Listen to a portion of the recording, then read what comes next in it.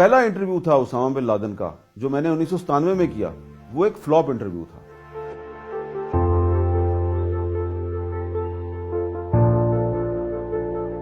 Secretariat کا clerk تھا, وہ آیا تو اس نے جیب سے نا ایک نوٹیفیکیشن نکالا, تو وہ اسلام آباد سے انٹیریئر منسٹری نے چاروں صوبوں کے ہوم ڈپارٹمنٹس کو خط لکھا تھا کہ یہ انڈیا سے فلاں اس نام کے ٹیررسٹ جو ہیں وہ پاکستان میں داخل ہو گئے, اور یہ جو 3 بجے آل انڈیا ریڈیو کا جو فرمائشی فلمی نغموں کا پروگرام لگتا ہے, اس پروگرام سے ان کو انسٹرکشن ملے گی اور یہ لاہور میں 3-4 جگہ پہ دھماکہ کریں گے. میں نے اس کی خبر بنا کے دے دی کہ لاہور میں بم دھماکوں کا خطرہ. چیف رپورٹر انجم رشید صاحب غصے سے پاگل, یہ کیا خبر دے دی ہے تم نے. تو وہ اب ہماری یہ بحث چل رہی ہے تو ایک فون بجا, اور وہ ہمارے کرائم رپورٹر تھے جمیل چشتی. فون انہوں نے اٹھایا, کتنے ہویا ہے؟ High court. اچھا میں کیمرہ مین بھیج دیا. میں کہا سر کیا ہوا؟ اس نے کہا دھماکہ ہو گیا. تھوڑی دیر بعد پھر فون کی گھنٹی بجی, کیا ہوا؟ ریلوے اسٹیشن دھماکہ ہو گیا. اب جناب میں پریشان, میں نے کہا یہ تو خبر آہستہ آہستہ سچی ثابت ہو رہی ہے. تھوڑی دیر فون آیا جی وہ رینجرز کے ہیڈ کوارٹر کے پاس دھماکہ ہو گیا. تھوڑی دیر میں کچھ انٹیلیجنس ایجنسیز کے لوگ آ گئے, انہوں نے کہا ہاں جی آپ کی خبر ہے بائی لائن حامد میر سے, اس کا سورس بتائیں. میں نے کہا سورس آپ ہیں.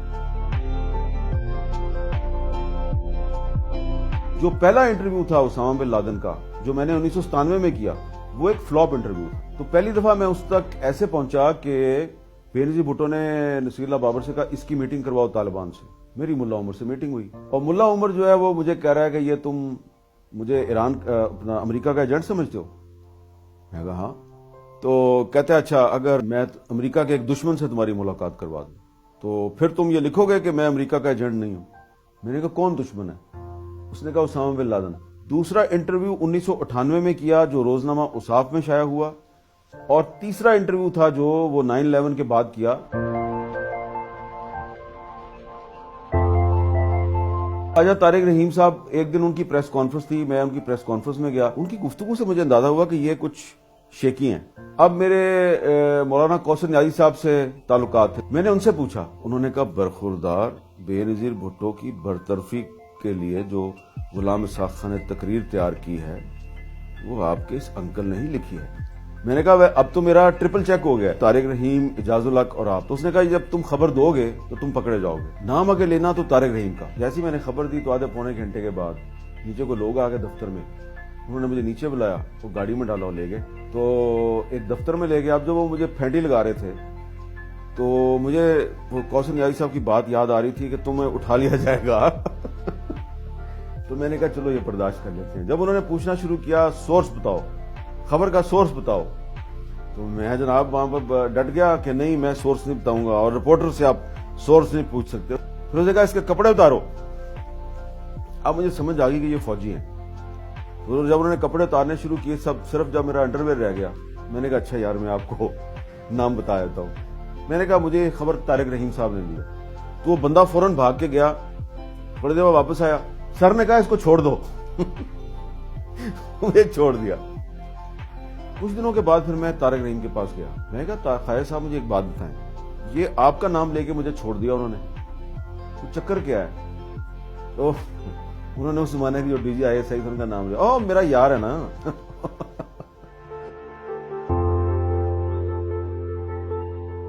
محترمہ بے نظیر بھٹو صاحبہ جو ہیں, انہوں نے کہا کہ یہ کوئی تم نے کچھ سنا ہے کہ سب میرینز کی پرچیز کے بارے میں کوئی لابنگ ہو رہی ہے؟ تو میں نے کہا جی میں نے نہیں سنا.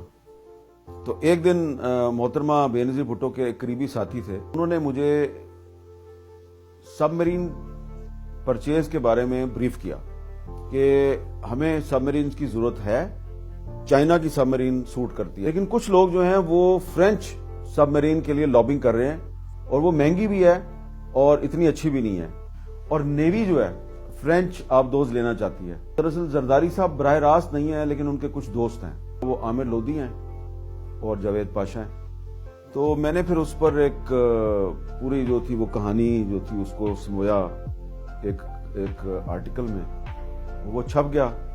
تو صبح 11 بجے کے قریب مجھے کال آئی کہ آپ کو ٹرمینیٹ کر دیا گیا, جنگ اخبار سے فارغ ہو گئے آپ. تو وہ سٹوری کا جو اصل سورس تھی وہ اس وقت کی پرائم منسٹر بے نظیر بھٹو تھی. جب تک وہ زندہ رہی میں نے سورس ڈسکلوز نہیں کیا, آج آپ کو بتا دیا. 2006 کی اسرائیل لبنان جنگ تھی, اس میں حزب اللہ تھی. ہمیں پتا چل گیا کہ اب اسرائیلی طیارے جو ہیں ان کا ٹارگٹ حزب اللہ کا ہیڈ کوارٹر ہے. ہم اس کے بالکل قریب پہنچ گئے. ہم نے ایسے ویژول کیپچر کیے کہ جہازوں سے باقاعدہ بم گر رہے ہیں, بالکل ڈینجر زون میں داخل ہو گئے. جیسے ہم داخل ہوئے تو یہ سائڈوں سے ادھر سے حزب اللہ کے فائٹر وہ نکلے, انہوں نے پکڑ لیا اور انہوں نے کچھ نہیں پوچھا ہم سے کہ تم کون ہو, کدھر سے آئے. انہوں نے سیدھا سیدھا کہا کہ تم جاسوس ہو. اور قریبی ایک عمارت میں ایک جیل تھی, وہ جیل میں جا کے بند کر دیا. وہ جس عمارت میں وہ جیل تھی تو اس پر بھی بیماری شروع ہو گئی. تو اب جب بم گر رہے ہیں تو میں نے قرآنی آیتیں پڑھنی شروع کر دیں, دعائیں پڑھنی شروع کر دیں. تو وہ حزب اللہ کے جو گریلے تھے جو وہاں پہ موجود تھے تو وہ میری طرف بڑا غور سے انہوں نے دیکھنا شروع کیا, قریب آ کے سننا شروع کیا. اور پھر انہوں نے ٹوٹی پھوٹی انگریزی میں مجھے کہا کہ تم تو مسلمان ہو. میں نے کہا مسلمان ہوں. کدھر سے آئے ہو؟ میں نے کہا پاکستان سے. تو ادھر کیا کر رہے تھے؟ میں نے کہا ہم تو رپورٹنگ کر رہے ہیں, ہم تو جو اسرائیل کی جو بمباری ہے اس کو ایکسپوز کرنا چاہتے ہیں. تو خیر انہوں نے وہ جیل کا لاک کھولا اور کہا بھاگ جاؤ یہاں سے. میں نے پہلے تو لال مسجد کے اندر جا کے ایک پروگرام کیا جس میں مولانا عبدالعزیز نے اور عبدالرشید غازی نے ایگری کیا کہ ہم مذاکرات کے ذریعے مسئلہ حل کرنا چاہتے ہیں. اب پرویز مشرف صاحب جو ہیں وہ مذاکرات کا ڈرامہ کر رہے تھے لیکن مذاکرات کو کامیاب نہیں بنانا چاہتے. مجھے پرویز مشرف نے بلا لیا اور اس نے کہا جی کہ یہ تم ڈبل گیم کیوں کہہ رہے ہو؟ میں نے کہا جی کہ اندر جو بندے ہیں وہ آپ کے ہیں, میرے کیوں ہوں گے؟ میں نے کہا آپ دراصل پورے انٹرنیشنل کمیونٹی کو ایک تاثر دینا چاہ رہے ہیں کہ یہ جو لائرز کی موومنٹ چل رہی ہے آپ کے خلاف, اگر یہ موومنٹ ختم ہو گئی تو پاکستان میں ایکسٹریمسٹ پاور میں آ جائیں گے اور اس سے آپ ڈرانا چاہتے ہیں ویسٹ کو, امریکہ کو. میں نے کہا ثبوت پیش کرو. میں نے کہا ثبوت یہ ہے کہ جو وہاں بندہ پکڑا گیا ہے وہ ایک وانٹڈ ٹیررسٹ ہے اور اس کو پولیس نے گرفتار کیا, یہ مقدمہ نمبر ہے, یہ مقدمہ درج ہوا ہے, فلاں تھانے میں ان کو بند کیا گیا اور وہاں سے اس کو آپ کے لوگ نکال کے لے گئے اور وہ بندہ اب دوبارہ لال مسجد میں بیٹھا ہوا. اب جناب اس کا منہ لال ہو گیا کہ یہ تو اس نے میری پوری گیم ایکسپوز کر دی ہے. کسی صحافی کو اینٹی اسٹیبلشمنٹ کہیں تو یہ تو اس کے لیے فخر کی بات ہے, کیونکہ اسٹیبلشمنٹ نے کیا کیا پاکستان میں. اینٹی اسٹیبلشمنٹ ہونے کا مطلب یہ نہیں ہے کہ آپ اینٹی آرمی ہیں, کیونکہ اسٹیبلشمنٹ میں صرف فوج نہیں آتی. اسٹیبلشمنٹ میں آتی ہے فوج کی قیادت, کچھ جرنیل, کچھ ٹاپ کے بیوروکریٹ, کچھ ججز اور ان کے ٹاؤٹ سیاستدان. یہ ہے آپ کی اسٹیبلشمنٹ. ٹھیک ہے, اب فوج جو ہے اس میں صرف جرنیل نہیں ہے, فوج میں وہ جوان بھی ہے جو سرحدوں پر آپ کے وطن کی خاطر سینے پہ گولی کھاتا ہے اور شہید ہوتا ہے. تو وہ جو شہید ہے وہ تو میرا ہیرو ہے, وہ میرا بھی شہید ہے.